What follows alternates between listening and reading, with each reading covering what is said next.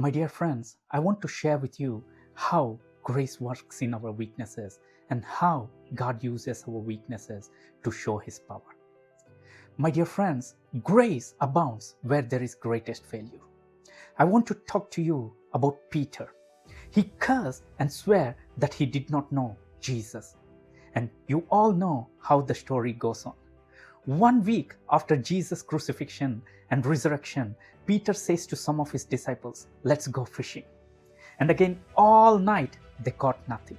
And finally, Jesus appeared to them and said to them, "Throw your nets on the right side."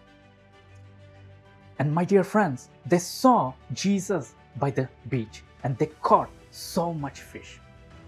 And John realized it was Jesus by the beach, and then Peter jumped into the water to go to Jesus. When they had eaten breakfast, Jesus went to speak to Peter because Peter boasted just a few nights before, "Even if everyone forsake you, Lord, I will never forsake you." And one of the Gospels says, "Even if all the disciples put together forsake you, I will never forsake you." So now Jesus is asking to Peter, "Do you love me more than all these other disciples?" Peter said, "I'm just fond of you, Lord." No more that boastful. Based on that, Jesus says to Peter, "Peter, feed my lambs." Jesus still trusted him, my dear friends.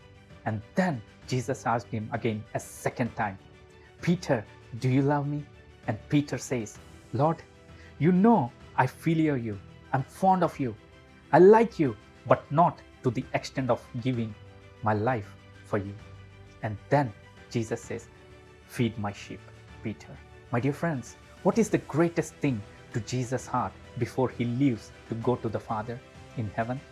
His sheep, my dear friends. And whom did he entrust his sheep to? To a man who fell denying with cursing and swearing that he did not know Jesus. Where sin increases, grace superabounds, my dear friends. And again, one day, Peter would rise up on the day of Pentecost. Of all the disciples, it was Peter who preached a sermon, not afraid of Jews anymore. These are the people, my dear friends. Some of them, they were there when he denied knowing Jesus. He preached to them and said to the Jews, "You kill the Messiah, the Prince of Life, whom God has raised from the dead."